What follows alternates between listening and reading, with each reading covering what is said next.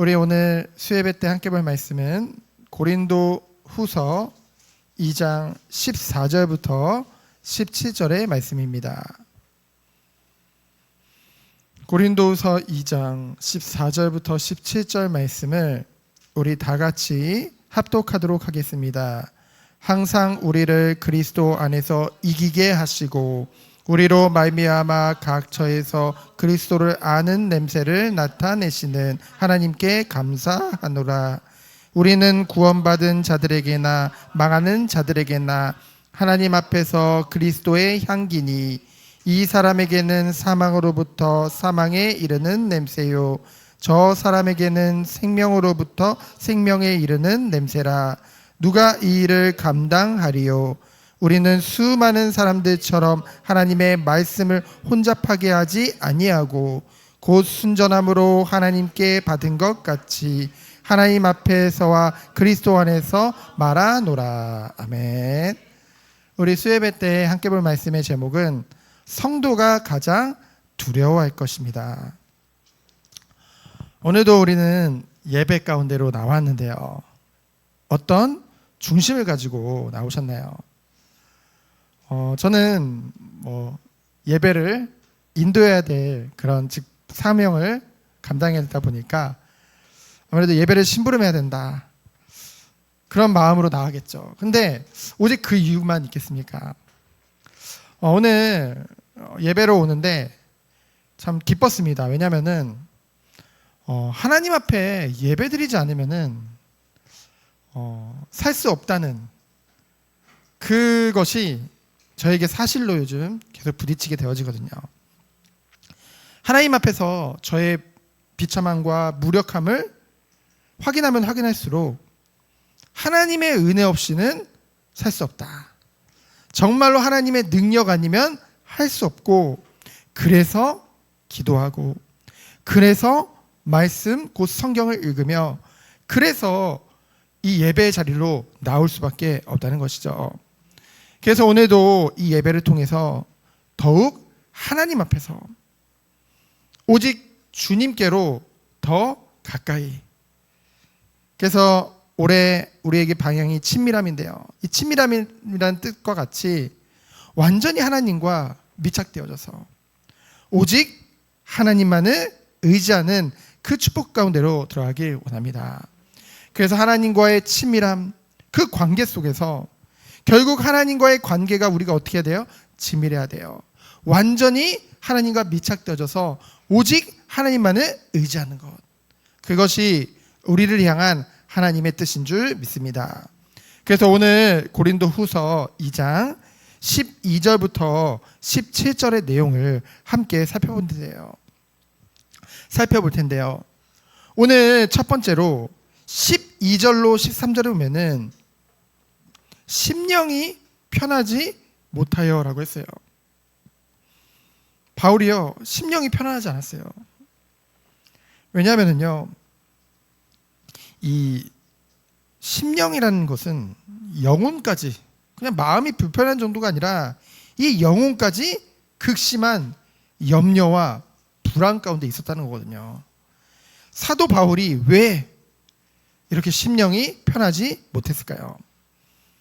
12절에 보면은 내가 그리스도의 복음을 위하여 드로아에 이름해라고 했어요. 이 드로아는 그 서아시아의 최북단이거든요. 그곳에 위치한 곳인데요. 그때 어떻게 했어요? 주 안에서 문이 내게 열렸으며, 이 12절 한 구절을 통해서도 이 바울이 삶의 이유와 바울이 발걸음을 옮기는 그 이유가 명확하게 나와 있죠. 뭐라고 했어요? 그리스도의 복음을 위하여. 그리고 문이 열렸다는 것은 전도의 문이 열렸다는 거거든요. 근데 그 전도의 문이 바울이 잘해서가 아니라 주 안에서라고 했죠. 그래서 어찌 보면은 기쁜 일이잖아요. 그 드로아에서 전도의 문이 열렸다니까요. 그런데 바울의 마음이 편치 않았다고 했어요. 그 이유에 대해서 13절에 나오죠. 내가 내 형제 디도를 만나지 못함으로. 이게 무슨 얘기냐면요, 바울이 에베소에 있을 때 고린도의 소식을 들었어요. 이 고린도 교회 성도들이, 이 거짓 사도들이 그 고린도 교회에 들어와서 이 바울을 모함하고 잘못된 그 교리를 심으며, 그리고 그 고린도 교회 성도들이 지금 분쟁하고 분열되어졌다는 그 소식을 들었거든요. 그래서 바울이 이 소식을 듣고, 우리에게 지금 정경으로 나오지는 않지만은 이 눈물의 편지를 쓰게 되어져요, 고린도 교회를 향한. 그래서 그 눈물의 편지를 써서 디도에게 맡겨서 디도를 통해서 그 고린도 교회에 방문하고 그들의 상황을 알기를 원했거든요. 근데 이 드로아에서 그 디도를 만나기로 했는데 그 디도를 만나지 못한 거예요. 그래서 마음이 편치 않은 것입니다. 그래서 그 고린도 방문 결과에 대한 그 소식을 알 수가 없는 것에 대해서 어떻게 해요? 영혼까지 극심한 염려와 불안이 있었다는 것이죠. 그만큼 바울에게 있어서 거짓 사도들이 여러 번 이 바울을 모함하고 공격할 때 무엇을 가지고 했어요? 자, 바울 봐라, 니들 이 고린도 교회 방문한다더니 벌써 몇 차례 그 방문 계획 바꾸지 않았냐. 너희들에 대한 마음이 없는 거야. 아주 신실하지 못한 사람이야. 그런 모함과는 달리 고린도 교회를 얼마나, 그쵸? 이 바울이 지극히 사랑하고 지극한 관심을 가졌는지 우리는 이 말씀을 통해 볼 수 있죠. 비록 이 드로아에서 전도의 문이 열렸으나 바울은 어떻게 한 거예요? 13절 하반절에 보니까 그들을 작별하고 마게도냐로 갔어요. 그만큼 바울에게 있어서 바울하면 뭐가 떠올라요? 전도자, 선교사죠.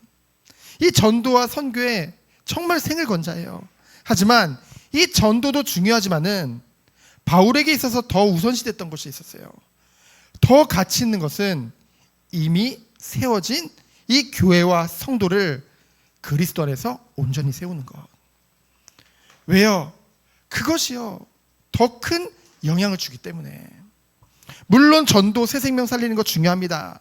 그러나 이미 세워진, 이미 구원받은 주의 자녀들을 그리스도 안에서 성숙한 성도로 세우는 것은 너무나도 중요하죠.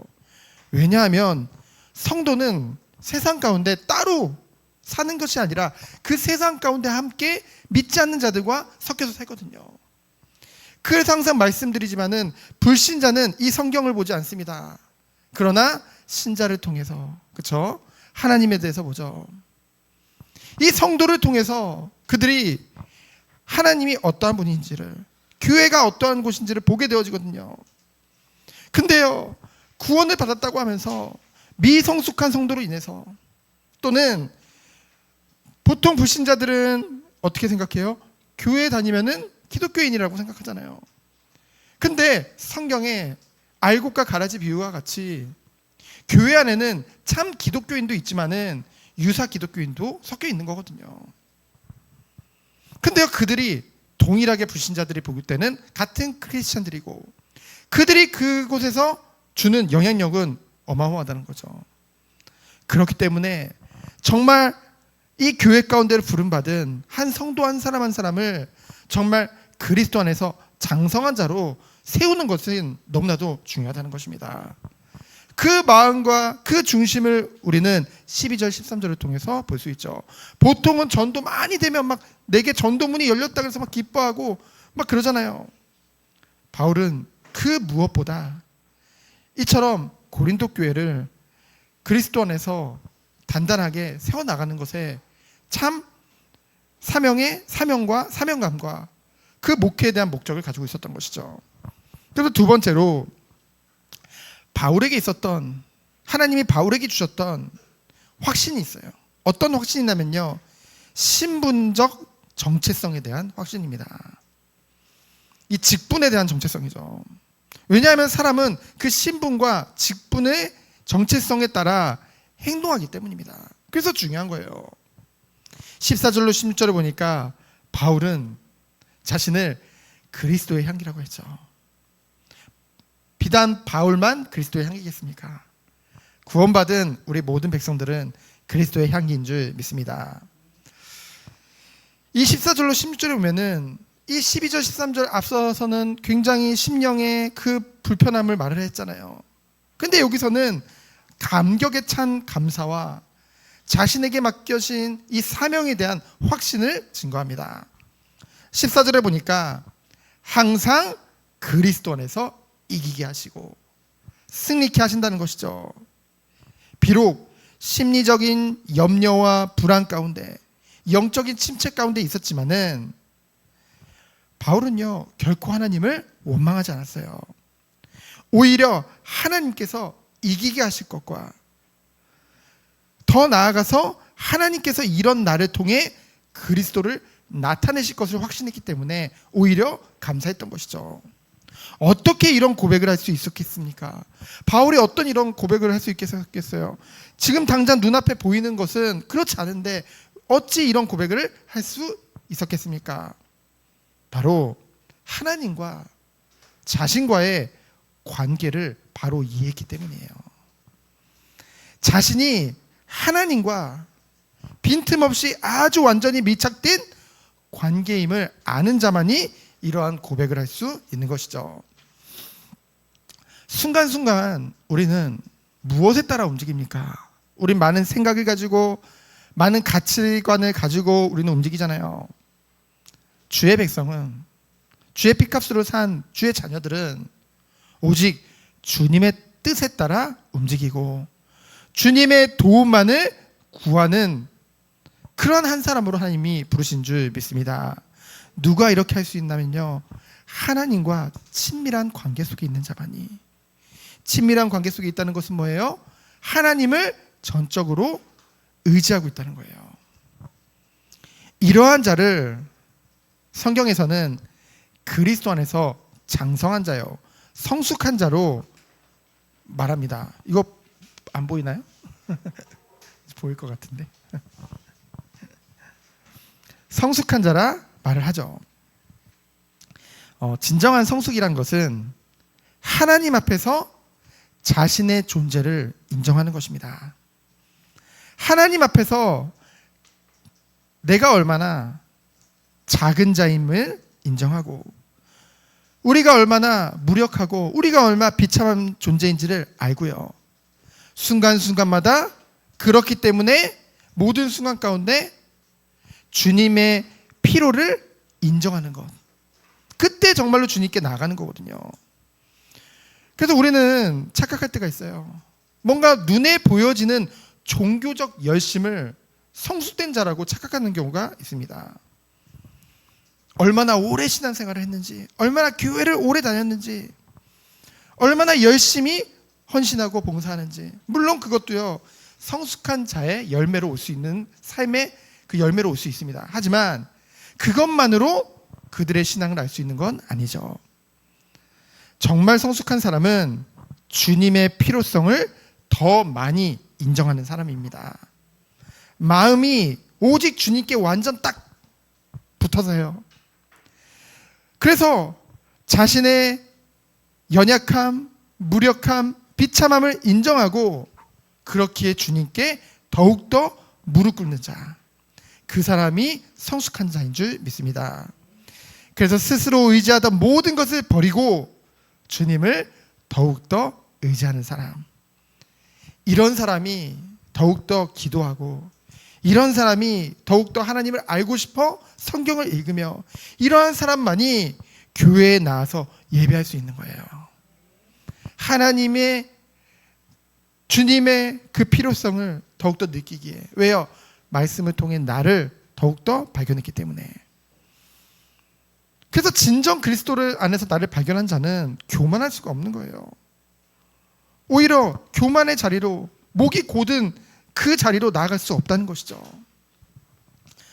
그래서 14절에 이제 하반절에 보면은 우리로 말미암아 각처에서 그리스도를 아는 냄새를 나타내시는 하나님께 감사한다고 했습니다. 이 냄새라는 표현, 이 향기라는 표현을 왜 쓰냐면요, 이제 그 시대의 상황이 있어요. 로마 황제가 전쟁에서 승리해서 이제 전쟁에 승리하면 이제 개선 행진을 하죠. 그때 이제 재물을 잡아다가 이제 불을 피웠어요. 그것이 이제 하나의 그 문화가 돼가지고 이제 왕이나 또는 그러한 자들이 나올 때 이제 향을 피워서 환영했다는 거죠. 그래서 그 향이 승리한 자들에게는 뭐예요? 기쁨의 향이에요. 그러나 패배한 자들에게는 완전 죽음의 향기인 거죠. 그래서 이 향기에 비유한 것입니다. 그래서 15절에 보면은 만민에게, 왜 만민이라고 하냐면요, 세상은 두 가지로 구분되잖아요. 구원받은 자, 구원받지 못한 자. 그래서 구원받는 자들이나 망하는 자나 모두에게 하나님 앞에서 그리스도의 향기라는 거죠. 그래서 그리스도 안에서, 사실 그리스도 안에 있는데 정말 그리스도인인데 향기가 없는 것은 불가능합니다. 드러날 수밖에 없어요. 맡을 수밖에 없어요, 불신자들이. 그래서 망하는 자들은 그 향기를 맡았을 때 도망가고, 그러나 하나님의 구원의 계획 가운데 있는 자들은 그것에 끌려요. 그래서 자신도 모르게 내적인 변화를 경험하게 되었죠. 그래서 나올 수밖에 없는 거예요. 그래서 성도는 늘 자기가 있는 곳 가운데 그리스도의 향기를 나타내는 자들이라는 것이죠. 그래서 16절에 보면은 어떤 이에게는 사망의 악취로, 어떤 이들에게는 생명의 향기로 작용한대요. 아까 말씀드렸지만은 그 개선 행진 때 피우는 향은 똑같은 향이거든요. 한 가지 향이거든요. 그런데 승리자에게는 향기고 패배자에게는 악취인 거거든요. 그와 같이 복음을 듣고 이 복음을 거절하는 자에게는 사망이요, 이 복음을 듣고 복음을 수용하는 자에게는 생명인 줄 믿습니다. 그러면 누가 이 일을 감당할 수 있으랴? 바울이 이렇게 얘기하죠. 바울은 늘 겸손했습니다. 늘 두렵고 떨리는 마음으로 이 일을 행했거든요. 그렇다고 해서 바울이 이 겸손했다고 해서 확신이 없던 것은 아닙니다. 오히려 직분에 대한 확신이 있었죠. 왜요? 하나님의 부르심에 대한 확신이 있었기 때문에. 그래서 우리들은 더욱더 주님만을 의지하며 우리에게 맡기신 직분에 대한 확신을 가지고 주 앞에 나아가 온전히 주님만을 의지해서 이 일을 감당해 나가야 될 줄 믿습니다. 그래서 내가 어찌 일을 할 수 있겠습니까가 아니라, 내가 잘나지는 못했지만, 비록 내가 연약하고 부족하지만은 하나님이 이것을 맡기시면은 완전하신 하나님께서 그 뜻을 나를 통해 이루기 위해 내가 어떤 자로 서야만 이 뜻을 온전히 이룰 수 있는 거예요? 오직 하나님만을 의지하는 자로, 그런 자로, 성숙한 자로 하나님 우리를 세워나가실 줄 믿습니다. 그럼 마지막으로 우리의 기본의 중심이 어디에 있어야 될까요? 17절이죠. 오직 말씀을 순전하게 전하려는 그 중심이 있어야 될 줄 믿습니다. 17절에 보면은 수많은 사람들처럼 하나님의 말씀을 혼잡하게 하지 아니하고 라고 했어요. 이 시대에요, 하나님의 정말 주님이 세우신 그 진정한 참 그 사도들보다 이 거짓 사도들이 훨씬 더 많았대요. 그래서 수많은 자들이라는 표현을 쓴 것입니다. 지금도 그렇거든요. 이 땅에 얼마나 많은 사람들이 존재합니까? 믿는 자들도, 그리고 목회자들도, 많은 복음의 사역자들이라는 사람이 굉장히 많죠. 근데 그만큼 이단들도 많습니다. 그만큼 유사 기독교인들도 너무나도 많다는 것이죠. 그들의 특징은 뭐예요? 하나님의 말씀을 적당히 자신의 필요에 따라 가감하는 자들이죠. 왜곡하는 자들입니다. 그들은요, 교회 지도자가 될 자격이 없음에도 불구하고 지도자로 활동하는 거짓 사도들이 굉장히 많았다는 거죠. 그래서 여러분, 혼잡하다는 것은, 예전에 제가 고린도후서 이것을 나눌 때 한번 말씀드렸던 것 같은데, 이 혼잡하다는 것은 이 당시에 자신들의 이득을 위해서 포도주에 물을 섞어서 파는 자들이 있었어요. 그래서 그걸 통해서 자신의 이윤을 더 챙기는 거죠. 마치 하나님의 말씀을 가감하고 왜곡하는 자들이 이어갔다는 거죠. 하나님의 이 말씀에는요, 다른 것을 섞을 필요가 없습니다. 그 말씀 자체가 진리예요. 생명을 살리는 하나님의 그 생명 그 자체인 것입니다. 하나님 그 자체인 거예요. 그런데 그것에 자신들의 이득과 자신들의 욕심을 채우기에 무엇인가 섞기 시작한다. 그것이 바로 거짓 선지자의 모습이라는 거죠. 그러면은 하나님 앞에 바로 선 자들의 중심은 무엇입니까? 오직 하나님께 보냄을 받은 자는 순전함으로 하나님 앞에서와 그리스도 안에서 복음을 전한다고 했죠. 여기서 순전함이라는 것은 이제 원어의 뜻을 보면은 태양의 빛으로 판단한다는 뜻입니다. 이 태양의 순수한 빛으로 비추어 보면은 그곳에 무엇이 섞여 있는지 그걸 좀 볼 수 있잖아요. 그 시대에. 그래서 그것을 순수한 햇빛으로 딱 비춰봤는데 너무나도 순결한 상태인 거예요. 이 말은 말씀에 그 무엇도 가감하지 않은 그 순결한 상태 그대로의 말씀을 말하죠. 그래서 바울은 거짓 사도들과는 달리 이러한 중심을 가지고 하나님의 말씀을 증거했던 거예요. 그래서 고린도후서 4장 2절에 보면은 이에 숨은 부끄러움 일을 버리고 속임으로 행하지 아니하며 하나님의 말씀을 혼잡하게 하지 아니하고 오직 진리를 나타내므로 하나님 앞에서와 각 사람의 양심에 대하여 스스로 추천하노라. 그래서 바울은 늘 하나님 앞에서 겸손과 두렵고 떨리는 마음으로 뭔가 자신의 이기적인 이득이나 인간들의 뭔가 칭찬들, 반대로 비난들, 일절 그러한 것들을 염두에 두지 않고 하나님의 말씀을 있는 그대로 증거했다는 것이죠. 주의 종에게 사실 이것이 쉽지는 않습니다. 정말 기도해 주셔야 돼요. 왜냐하면 이 말씀을 묵상하는 가운데 이 말씀을 그대로 있는 그대로 전달하는데 때로는 그러면 안 되겠지만은 이 사람이 걸리기도 하고 저 사람이 걸리기도 하고 이거는 하나님 말씀이니까 전달하는데 혹시 이 사람이 이것을 듣고 시험 들지 않을까, 또는 이것을 듣고 자신을 판단한다고 오해하진 않을까, 그런 생각을 할 때가 있거든요. 그래서 기도가 필요한 것입니다. 그 성령이 역사하셔야 되는 거예요. 성령이 역사하실 때 그 말씀이 그 심령에 그대로 부딪혀서 그들이 그 말씀을 듣고 오히려 하나님의 음성으로 듣고 감사함으로 받아서 돌이켜서 오직 주님을 따르는 그 은혜가 임하게 되어진다는 것이죠. 그래서 기도가 모든 것입니다. 그래서 바울은 늘 자기 능력과 자기 믿음을 의지하는 것이 아니라 오직 하나님으로부터 받은 그 말씀을 있는 그대로 순전히 전파한 줄 믿습니다. 그래서 우리 정원교회는 오직 이 하나님의 말씀을 순전히 전파하는 목회자 그리고 성도님들로 인도받길 원합니다. 그래서 마지막 결론이죠. 오늘 말씀의 제목이 성도가 가장 두려워할 것입니다. 성도가 가장 두려워할 것이 무엇일까요? 바로 정말로 이 맛을 본 자들은 알게 될 거예요. 올해 방향과 같이 하나님과의 이 친밀함이라는 그 관계가 우리의 삶 가운데 정말로 체험된 자들이 가장 두려워하게 된 것은 바로 하나님과의 관계에서 멀어지는 것입니다. 그것을 느꼈을 때 굉장히 두렵고 그것이 너무나 힘든 그런 심령 가운데 들어가게 되어진다는 것이죠.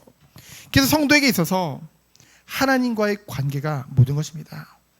예수 그리스도께서 십자가에 대속하심으로 말미암아 우리의 죄를 속죄하셨죠. 그래서 단절된 하나님과의 관계를 다시 회복시켜 주신 것입니다. 그래서 마지막 때까지 정말 하나님과의 친밀한, 뭐라고 했어요? 딱 붙어서 하나님을 바라볼 수밖에 없는, 하나님만을 의지할 수밖에 없는 그 상태, 그것이 계속 유지되는 것, 그것이 참된 복이요 축복인 줄 믿습니다.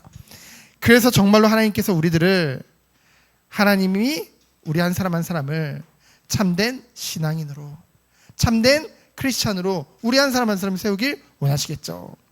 이것을 통해서 우리를 통해 가는 곳마다 그리스도의 향기를 나타내는, 반드시 승리할 수밖에 없는, 그 향기를 나타낼 수밖에 없는 성도 한 사람 한 사람으로 세워가실 줄 믿습니다. 그 은혜 안에서 승리하는 우리 모든 성도님들 되어지기를 예수 그리스도 이름으로 축원드립니다. 시간 기도합니다. 하나님 감사합니다. 하나님과의 관계에 집중하는 우리 모든 성도님들로 주께서 축복하여 주옵소서.